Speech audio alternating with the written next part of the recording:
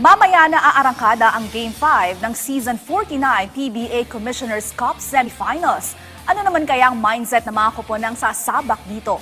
Alamin natin yan sa ulat ni teammate Rafael Bandayrel.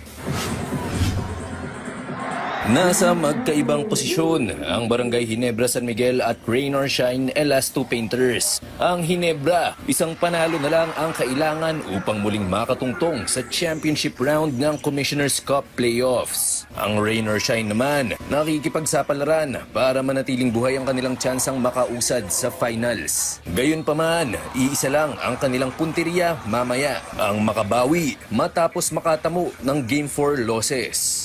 Ayon kay Coach Yeng Giao ng Ross, bukod sa matamlay na performances ng kanyang mga local players, hindi rin pumabor sa kanilang koponan ang pito ng mga referee. Naniniwala si Coach Yeng na malaking bagay ang bad officiating sa Game 4, kaya nahaharap ngayon ng Ross sa isang 3-1 series deficit. Kahit na malamig yung locals namin, kung nakuha lang namin yung dapat na tawag para sa we would probably still have a chance to win the game.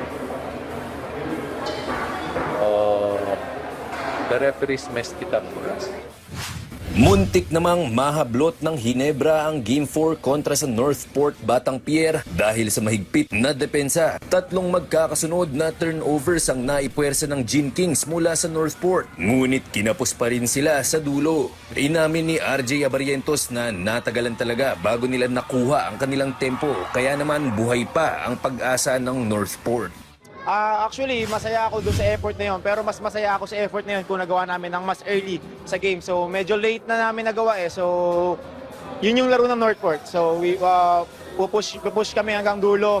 And then, let's see kung sino ang mananalo. So, kumbaga overall, nilaro namin yung laro ng Northport. So, yun nga, sabi ko, panoorin lang namin yung viewing ngayon. And then, we get back to the practice tomorrow. Mamayang alas 5 ng hapon, magbabakbakan ang TNT at Ross, habang alas 7:30 naman ng gabi, magsisimula ang enkwentro sa pagitan ng Ginebra at Northport. Rafael Bandayrel para sa Atletang Pilipino, para sa Bagong Pilipinas.